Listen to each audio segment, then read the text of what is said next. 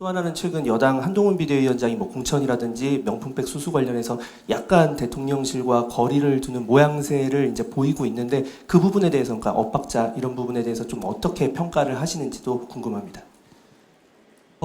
지금 아마 국민의힘에서 하는 모든 일들이 결국에는 이준석이 하자고 했던 것의 부분 집합보다도 못할 겁니다.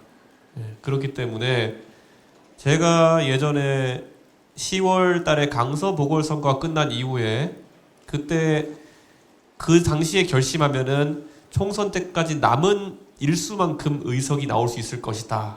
제가 이렇게 말한 적이 있습니다. 근데 오늘로써 총선이 약 80여일 정도 남은 것 같은데요. 지금이라도 그런 결심을 하시면은 80석 정도의 성과 낼 수도 있다. 그런 말씀을 드리고, 이렇게 얘기 드릴게요. 도대체 누가 내부 총질러였던 것인지 드러나지 않습니까, 이제? 예. 김건희 여사와 대통령의 통치 스타일이 바뀌어야 된다는 지적밖에 한 적이 없는 사람들이 내부 총질러였다면은 지금 니네가 다 내부 총질러자, 이 자식들아. 이렇게 먹이고 싶습니다, 지금. 부끄러우면 손을 가슴에 얹어놓고 결국 남는 것은 권력욕밖에 없었다는 것을 그들이 자인하는 것이 첫 번째입니다.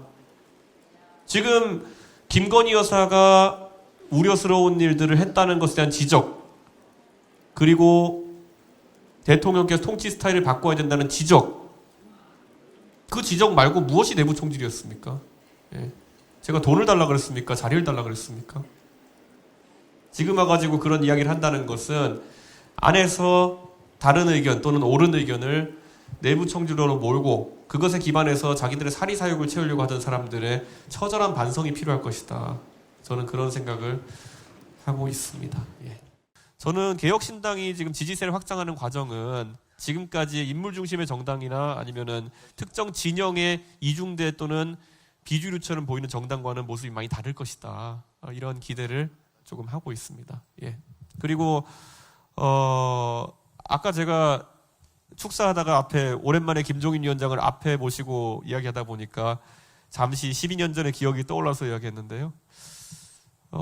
한동훈 장관의 개인적인 지지율과 당 지지율의 괴리가 있는 것은 아마 당내 다양성이 부족하기 때문일 것이고, 그 다양성을 만들어 나가는 것은 결국에는 젊은 사람 또는 새로운 의견을 가진 사람이 의견을 얘기했을 때 그것을 어떻게 다루느냐에 달려있을 것이다. 이렇게 생각합니다.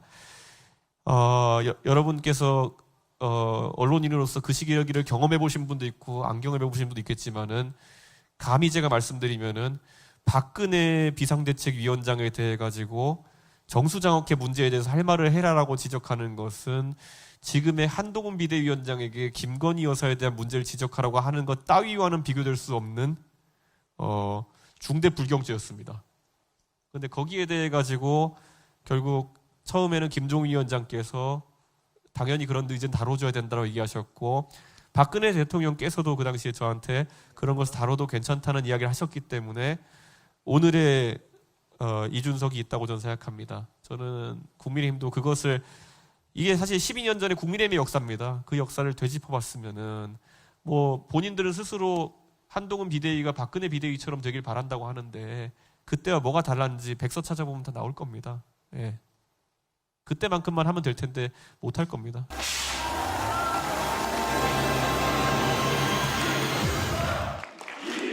중앙당 창당 대회와 함께 출범한 개혁신당은 이준석 정강정책위원장을 당대표로 추대했습니다.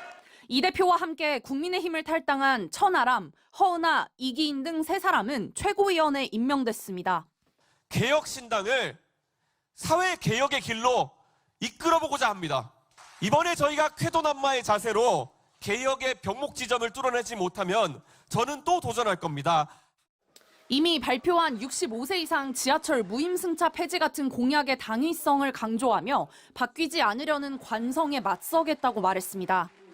개혁신당은 저출산과 지방소멸, 저성장 등 국가적 난제에 대안을 제시하고 공존하는 정치 등을 내세우는 당원과 정강정책도 채택했습니다.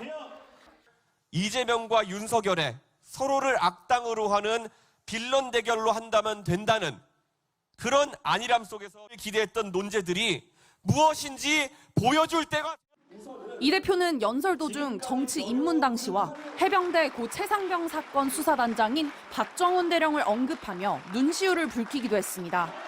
창당 대회에는 이낙연 새로운 미래 인재위원장 등 제3지대 인사들과 이 대표의 정치적 조언자로 알려진 김종인 전 국민의힘 비상대책위원장도 참석했습니다.